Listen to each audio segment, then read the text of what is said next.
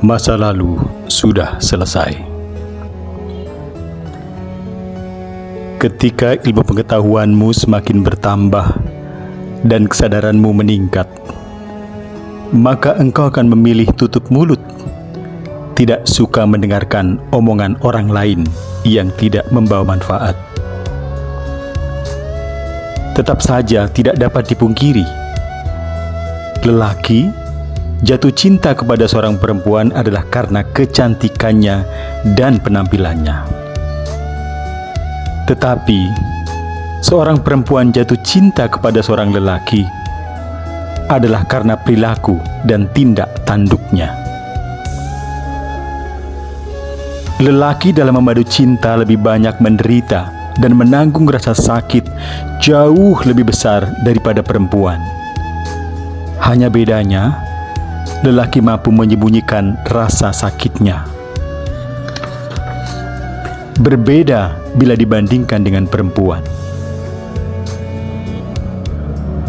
Bila engkau menyembunyikan rasa marahmu kepada seseorang yang telah menjahati dirimu, tetapi tidak diteruskan dengan pemberian maaf, maka nanti akan mengganggu jiwamu. Nanti engkau mudah tersinggung dengan persoalan sepele, dan marahmu akan meledak-ledak, susah dikendalikan. Rasa bosan atau jenuh besar sekali pengaruhnya, akan mendorong kita masuk dalam kesulitan berpikir berlebihan, yang selanjutnya membuat kita depresi. Untuk itu, maka sangat dianjurkan kita mestinya punya kesibukan apa saja yang dapat kita lakukan. Jangan dibiarkan ada ruang-ruang kosong dalam pikiran kita. Karena keadaan kritis seperti itu akan menjadi pintu masuk bagi terjadinya perubahan-perubahan mendasar dalam kehidupan kita. Lalu kita akan terjebak dalam kubangan kesedihan dan depresi yang berkelanjutan. Dulu pernah suatu ketika, menjelang aku akan tidur, engkau datang di malam hari. Karena ada sesuatu yang sangat penting, lalu kita bercakap-cakap tidak terlalu lama. Setelah engkau pergi, lalu aku pun masuk kamar berbaring. Apa yang terjadi, wahai kekasihku? Aku tertidur sangat lelap dan nyenyak. Tak ubahnya seperti menelan pil tidur jenis Valium. Memang, bercakap-cakap dengan orang yang kita cintai sebelum tidur membuat tidur kita lelap dan nyenyak. Wajahmu yang tampil lebih muda dari usia yang sesungguhnya, atau biasa disebut dengan baby face, adalah disebabkan karena hidup yang engkau jalani sehari-hari bergelimang dengan kebahagiaan, tanpa tekanan dan ketegangan. Biasanya, dengan seizin Tuhan, engkau bisa panjang umur di atas rata-rata. Setiap aku berbincang bersamamu dan engkau berada di sampingku, ada sesuatu yang kurasakan dalam diriku. Aku merasakan sulit berpikir, sampai aku tidak mampu membangun argumentasi di hadapanmu. Mungkin hal ini dirasakan oleh kebanyakan lelaki, yaitu apabila seorang lelaki berhadapan dengan perempuan cantik, selalu kecerdasannya akan menurun drastis, lalu menjadi dungu. Adapun mengenai bad mood yang aku alami setiap hari, mungkin sebabnya adalah karena hubungan yang aku hentikan bersama orang-orang yang sangat aku cintai dulu sudah berlalu dan sudah menjadi masa lalu. Tetapi aku tanpa sadar selalu saja setiap saat memantau dari kejauhan. Mungkin itu yang menjadi sebab emosiku terganggu tanpa aku sadari. Demikian pula sebaliknya, dilihat dari sisi-sisi lain, ketika aku membenci seseorang karena suatu sebab, maka nanti apapun yang dilakukannya akan mengganggu perasaanku, lalu berubah menjadi kegelisahan. Sekalipun yang dilakukan adalah persoalan yang biasa-biasa saja. Mungkin sudah ada 1 tahun lamanya. Aku tidur tidak kurang dari 9 jam setiap malam. Lama-kelamaan akhirnya dapat kurasakan. Ternyata pengaruhnya sangat besar sekali. Zat kimia yang ada dalam otak membuat aku selalu ingin tidur lebih banyak lagi. Akhirnya, setiap aku terbangun dari tidur, selalu terasa seolah tidurku masih kurang. Biarlah aku bercerita tentang diriku sendiri, supaya engkau tahu lebih jelas.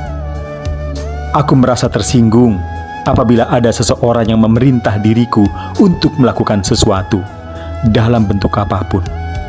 Bahkan, sekalipun perintah itu untuk kepentinganku. Memang, aku berjiwa pemberontak. Tapi dalam waktu yang sama, aku juga punya percaya diri. Itulah sebabnya mengapa aku ingin bertemu denganmu sebelum tidur. Karena setelah bertemu denganmu, aku dapat tidur dengan lelap. Atau bila aku gagal tidak dapat bertemu denganmu, supaya aku dapat tidur dengan mudah dan cepat. Sengaja kubuat sebuah skenario, seolah-olah aku berdialog dan berbincang dengan beberapa orang yang kucipta dalam pikiranku. Dengan memejamkan mata, lalu setelah itu secara perlahan, aku dapat tidur dengan puas. Andaikan sampai sekarang engkau belum dapat membaca perasaanku dan perasaan orang lain, dapat dimaklumi. Tetapi nanti, ketika engkau sudah banyak membaca buku, lalu ilmu pengetahuanmu terus bertambah, maka engkau akan mudah sekali memahami perasaan orang lain. Lalu akhir-akhir ini ada sesuatu yang aneh lagi. Cara engkau mengikat rambut berubah. Tidak seperti biasa. Sekarang engkau mengikat rambutmu seperti buntut kuda. Biasanya, cara perempuan yang mengikat rambutnya seperti buntut kuda biasanya berpola hidup sederhana, terengginas, gemar traveling, punya semangat hidup yang tinggi. Di samping itu semua, juga perasaannya menggelora, selalu ingin membantu orang lain, sekalipun mesti mengurangi kenikmatannya sendiri. Seorang perempuan yang lebih mengagumi lelaki karena kecerdasannya daripada ketampanannya, biasanya adalah seorang perempuan yang punya pikiran yang maju dan matang bila dibandingkan dengan perempuan yang lain. Dulu aku suka begadang sampai larut malam. Hal ini yang mungkin menyebabkan aku terlambat menikah. Sampai sekarang usiaku sudah hampir 40 tahun. Lalu sejak aku mengenalmu, aku mulai belajar tidur sore. Merubah jam tidur ternyata tidak mudah.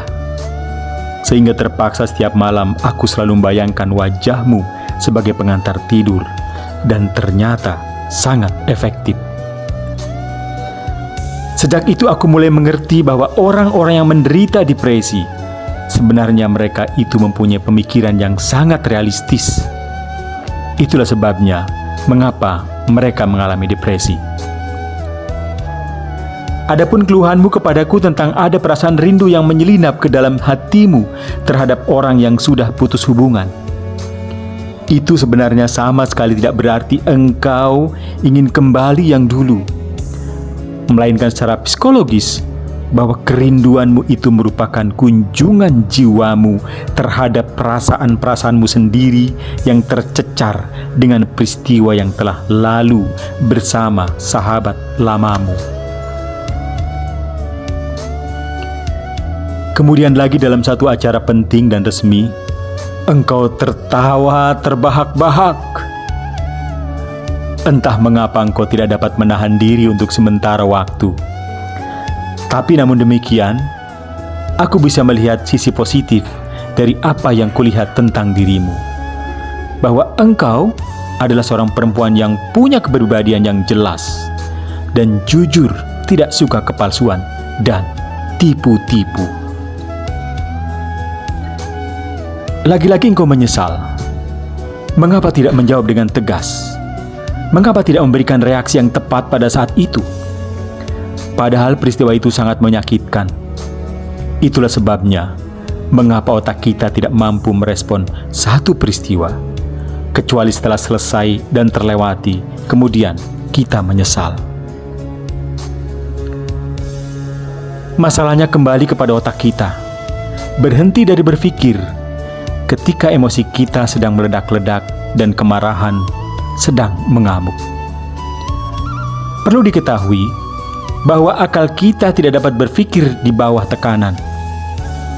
Itulah sebabnya mengapa negara yang dipimpin oleh seorang diktator, rakyatnya menjadi dungu karena tidak mampu berpikir.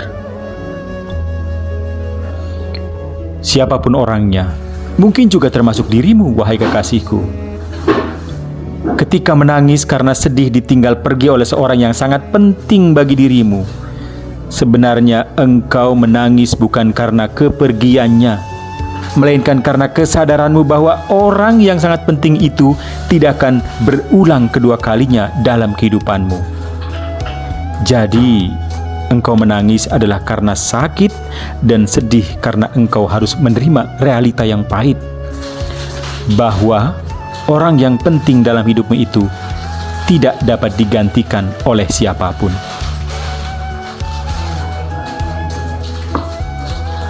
Aku punya masa lalu dan engkau juga punya masa lalu. Masing-masing punya masa lalu sendiri-sendiri. Tetapi aku ingin menikahimu adalah ingin menikahi masa depanmu, bukan masa lalumu. Masa lalumu adalah milikmu. Demikian juga dengan masa laluku adalah milikku sendiri. Kijang itu larinya lebih kencang dari harimau. Mengapa Kijang selalu tertangkap? Sebabnya karena Kijang ketika berlari terlalu sering menoleh ke belakang. Untuk itu, mari kita berlari terus menatap masa depan. Masa lalu sudah selesai. Betul, masa lalu sudah selesai.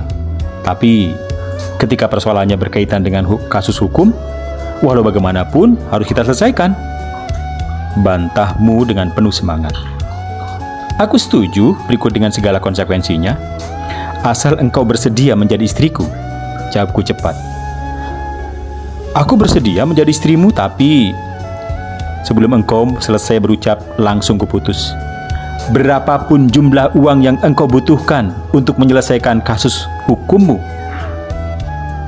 kutegaskan kembali, sambil kupeluk dirimu erat-erat, dan engkau berserah tidak menolak.